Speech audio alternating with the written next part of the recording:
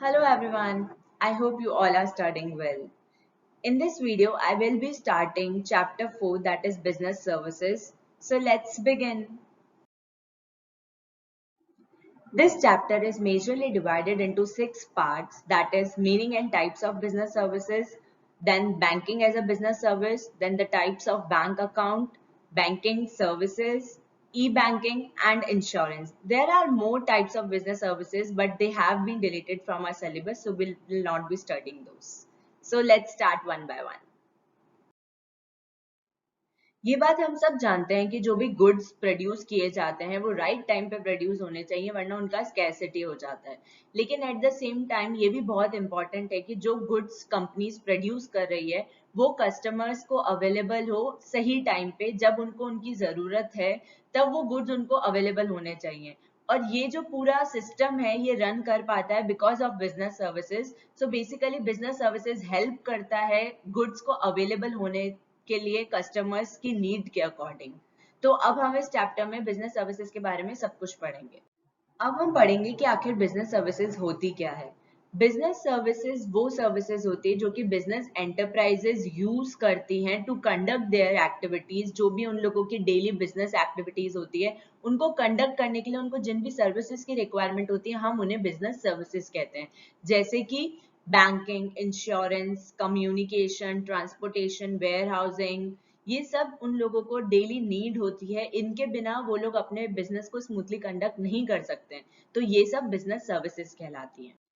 Banking help करता है business की फाइनेंशियल नीड्स को फुलफिल करने में, उनको फंड्स प्रोवाइड करके। जैसे कभी भी किसी बिजनेस को रॉ मटेरियल परचेज करने के लिए अगर फंड्स की रिक्वायरमेंट है तो बैंक हेल्प करता है उस वाले प्रोसीजर में। The next is insurance. Insurance जो होता है वो प्रोटेक्ट करता है बिजनेसमैन को कोई भी डैमेजेस जो कि हो सकते हैं इन फ्यूचर, या कोई भी रिस्क जो कि आ सकती है, उन सब से प्रोटेक्ट करता है ताकि जो प्लांट एंड मशीनरी है, गुड्स हैं, उन सबको इंश्योर कर सके और वो सब सिक्योर्ड रह सके और ज्यादा लॉस बियर ना करना पड़े बिजनेसमैन को।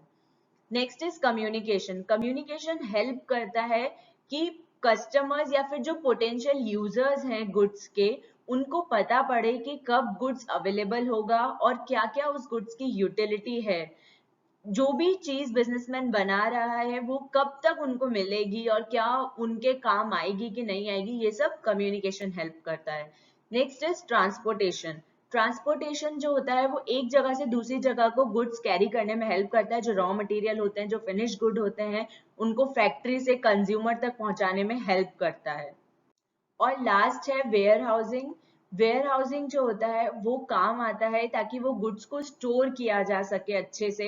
There are cold warehouses also, normal warehouses also, जहां पर गुड्स को वो लोग उनकी एज पर कंडीशन स्टोर कर सकते हैं। जब वो प्रोड्यूस हो जाते हैं और जब तक वो कंज्यूमर तक पहुंचते हैं उसके बीच का जो टाइम गैप होता है उसमें वेयर हाउसेज में इनको रखा जाता है ताकि ये गुड्स अवेलेबल होते रहें कंज्यूमर्स को, और जब तक कि वो कंज्यूमर को अवेलेबल ना हो वो अच्छे से रहे, उनकी कंडीशन खराब ना हो। According to the banking regulation act 1949, public की डिपॉजिट्स जो कि इन फॉर्म ऑफ मनी होती है उसको एक्सेप्ट करना ताकि उसको हम आगे फर्दर लेंड कर सकें या उसको कहीं इन्वेस्ट कर सकें, एंड प्लस वो रीपेबल ऑन डिमांड होता है। एंड वो जब उसको विड्रॉ करवाते हैं तो वाया चेक, ऑर्डर और एक्सेट्रा और इन सब चीजों में से होता है। ये सब चीजें मिलकर बैंकिंग का डेफिनेशन बनाती है। बैंक बेसिकली 4 टाइप के होते हैं: कमर्शियल, स्पेशलाइज्ड, सेंट्रल या फिर cooperative. Some of the essential elements of banking are, first है कि there should be acceptance of deposit. मतलब हम एज अ बैंक डिपॉजिट को एक्सेप्ट करने चाहिए। द सेकेंड थिंग इज जो डिपॉजिट एक्सेप्ट की जा रही है वो पब्लिक से रिसीव होनी चाहिए। द थर्ड थिंग इज जो भी डिपॉजिट आ रही है पब्लिक से वो रीपेएबल ऑन डिमांड होगी, फर्स्ट थिंग, या तो जब उसका टर्म एक्सपायर हो जाएगा तब उसको रीपे किया जाएगा, एंड थर्ड थिंग कि वो एक स्पेसिफिक पीरियड के बाद रीपेबल होगी। तो रीपेबल के तीन तीन मेजर चीजें हैं। और जो लास्ट चीज है वो ये है कि जो पर्पस होता है पूरा इस सिस्टम का वो ये होना चाहिए कि जो भी डिपॉजिट आया है वो हम लेंडिंग या फिर इन्वेस्टमेंट के लिए फर्दर यूज करेंगे, हम मतलब बैंक। अब हम देखेंगे कि बैंक अकाउंट क्या होता है। जो बैंक अकाउंट होता है वो बेसिकली रिकॉर्ड होता है फाइनेंशियल ट्रांजैक्शन का, जो कि कस्टमर और बैंकिंग इंस्टीट्यूशन के बीच में रखा जाता है। तो बेसिकली जो भी हम डिपॉजिट कर रहे हैं, जो भी हम विड्रॉ कर रहे हैं बैंक से, वो पूरा जो भी रिकॉर्डेड ट्रांजैक्शन है उसको हम बैंक अकाउंट के अंदर लिखेंगे। टाइप्स ऑफ बैंक अकाउंट जो है हमारे वो है total 5, that is saving account, current account, fixed deposit account, recurring deposit account and the last one is multiple option deposit account. Let's start with saving account. Saving account जैसा कि नाम suggest करता है सेव, तो ये वो account है उन लोगों के लिए जो कि अपने इनकम का कुछ पार्ट सेव करना चाहते हैं फ्यूचर के लिए और उस पे अभी एट प्रेजेंट इंटरेस्ट अर्न करना चाहते हैं। फर्स्ट जो कि मेन ऑब्जेक्टिव है सेविंग अकाउंट का वो ये है कि लोगों में सेविंग की हैबिट को इंडल्ज करना, ताकि वो लोग सेव करें और उनका फ्यूचर सिक्योर करें। The second thing is it can be open with minimum initial deposit. ऐसा कुछ पर्टिकुलर इनिशियल डिपॉजिट अमाउंट नहीं होता है बहुत बड़ा कि आपको कुछ ज्यादा ही अमाउंट डिपॉजिट करना है तब जाके आपका सेविंग अकाउंट ओपन हो सकता है। एक बहुत ही मिनिमम सा अमाउंट होता है जिससे कि हम सेविंग अकाउंट को ओपन कर सकते हैं, which differs from bank to bank. Next is withdrawal can be made by signing the withdrawal form या फिर चेक इशू करके या फिर एटीएम कार्ड इशू करके। मतलब विड्रॉल के 3 तरीके हैं, या तो आप विड्रॉल फॉर्म को साइन करो, या तो चेक को इशू करो, या फिर एटीएम से पैसा निकाल लो। द नेक्स्ट थिंग इज कि कोई रेस्ट्रिक्शन नहीं है इसके अंदर कि आप कितना पैसा डाल सकते हो और कितनी बार डाल सकते हो। आपका जितना मर्जी उतना पैसा डाल सकते हो, जितनी बार चाहो उतनी बार डाल सकते हो। नेक्स्ट थिंग इज जो रेट ऑफ इंटरेस्ट पेबल होता है वो बहुत नॉमिनल है। नॉमिनल इन द सेंस कि बाकी अकाउंट से अगर हम कंपेयर करेंगे तो सेविंग अकाउंट का जो रेट ऑफ इंटरेस्ट होता है वो इतना ज्यादा नहीं होता है, और ये bank to bank obviously differ करता है और टाइम टू टाइम भी डिफर करता है। Next thing is saving account जो होता है वो कंटिन्यू नेचर का होता है, इसका कोई मैक्सिमम पीरियड नहीं है। आप जब चाहो तब तक इसे रख सकते हो और जब चाहो तब बंद करवा सकते हो।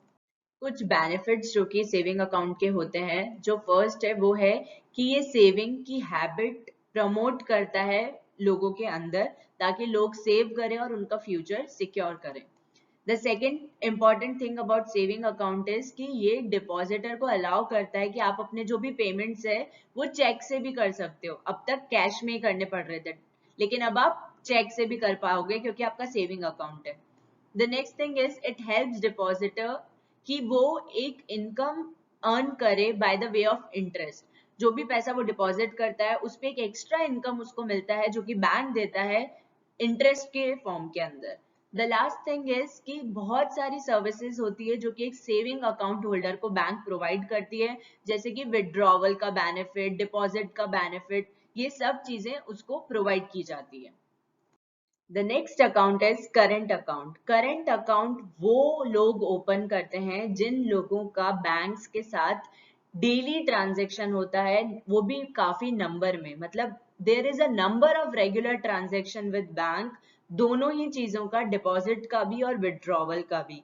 मेजरली करंट अकाउंट होल्डर्स जो होते हैं वो बिजनेसमैन होते हैं, क्योंकि उन लोगों को ही डेली डिपॉजिट्स भी करना होता है और विड्रॉवल भी करना होता है। जो मेन ऑब्जेक्टिव होता है करंट अकाउंट का वो ये होता है कि जो बिजनेसमैन है उनको उनके बिजनेस ट्रांजेक्शन को स्मूथली कंडक्ट करने की कैपेसिटी दी जाए।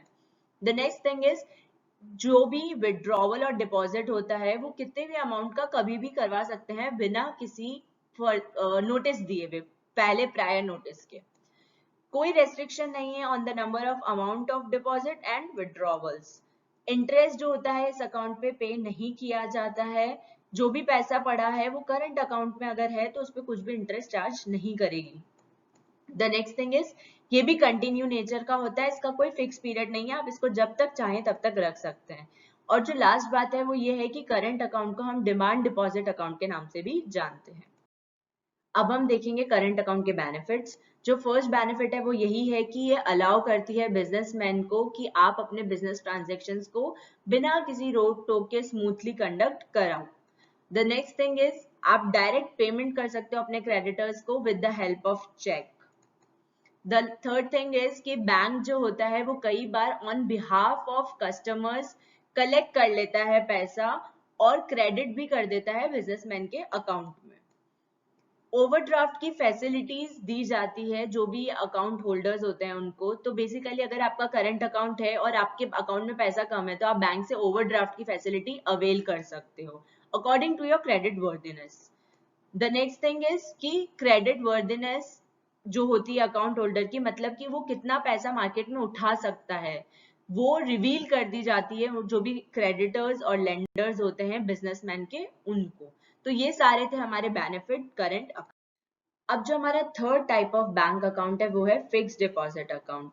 फिक्स्ड डिपॉजिट अकाउंट वो अकाउंट होता है जिसके अंदर की अमाउंट डिपॉजिट किया जाता है बैंक के अंदर for a longer period of time. मतलब छोटे टाइम के लिए नहीं डिपॉजिट करते हैं इसको, अगर हमने डिपॉजिट करा तो ये बड़ा लंबा टाइम तक रहेगा बैंक के अंदर। जो फर्स्ट चीज है, जो मेन ऑब्जेक्टिव है फिक्स्ड डिपॉजिट अकाउंट का, वो ये है कि इसके ऊपर एक higher rate of interest bank pay करता है जो भी फंड्स हम डिपॉजिट करते हैं इस अकाउंट में उसके ऊपर। द सेकेंड थिंग इज कि अमाउंट जो भी डिपॉजिट होता है वो एक ही बार डिपॉजिट होगा इस अकाउंट के अंदर। अगर हमने 1 लाख रुपए डिपॉजिट कराए तो हम वो 1 लाख एक ही बार में डिपॉजिट करा सकते हैं, इंस्टॉलमेंट में नहीं डिपॉजिट करा सकते।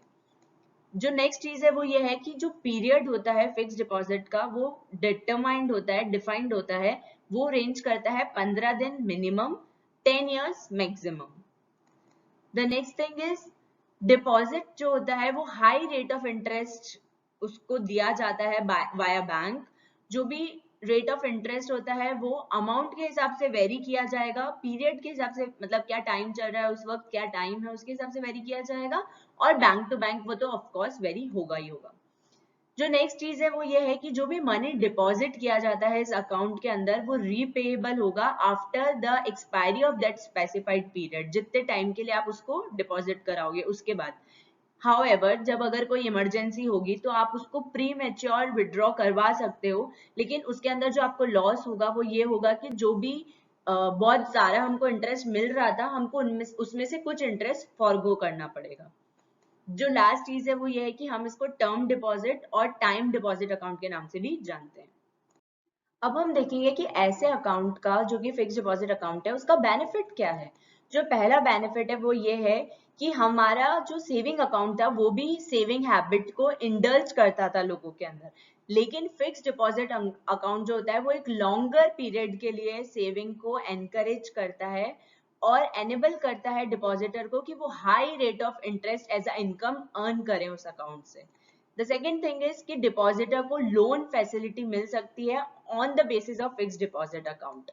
थर्ड थिंग, जब मैच्योर होगा फिक्स डिपॉजिट अकाउंट तो इतना पैसा होगा कि हम उससे कोई ना कोई एसेट परचेज कर पाएंगे। और जो लास्ट चीज है वो ये है कि बैंक को भी इस अकाउंट से फायदा होता है, क्योंकि बैंक क्या करेगा, ये अकाउंट, क्योंकि जब हमने पैसा जमा करा दिया सपोज 5 years के लिए, तो बैंक उस 5 years के लिए वो पैसे पे इंटरेस्ट देता रहेगा, लेकिन वो पैसा दूसरे बिजनेसमैन को as a short term loan भी प्रोवाइड कर सकता है और उस पे बैंक इंटरेस्ट खुद कमा सकता है। तो इससे बैंक को भी फायदा होता है। The next one is recurring deposit account. Recurring deposit account मतलब वो लोग जो कि सेव करना चाहते हैं पैसा एक सर्टेन पीरियड ऑफ टाइम के लिए और high rate of interest earn करना चाहते हैं। So basically all those customers जो कि फिक्स्ड अमाउंट डिपॉजिट करते हैं बैंक के अंदर स्मॉल इंटरवल्स में और वो भी लॉन्ग पीरियड के लिए। जो मेन ऑब्जेक्टिव होता है रिकरिंग डिपॉजिट अकाउंट का वो ये होता है कि रेगुलर सेविंग की आदत डले लोगों के अंदर। अमाउंट जो डिपॉजिट किया जाता है वो रेगुलर इंटरवल में डिपॉजिट किया जाता है और एक सर्टेन पीरियड तक डिपॉजिट किया जाता है। वो जो सर्टेन पीरियड है वो 6 month से लेकर 10 years तक होता है, या तो मिनिमम 6 months या तो मैक्सिमम 10 years। सपोज 500 रुपीज हर महीना डिपॉजिट करते हैं तो वो जो 500 का अमाउंट है वो हम 6 months तक हर महीना डिपॉजिट करते रहेंगे, या तो 10 years तक हर महीना डिपॉजिट करते रहेंगे और बैंक उस पे हमको रेट ऑफ इंटरेस्ट देगा। The next thing is the deposit carry a high rate of interest. जो लास्ट बात है वो ये है कि डिपॉजिटर विड्रॉ नहीं कर सकता है बिफोर मैच्योरिटी।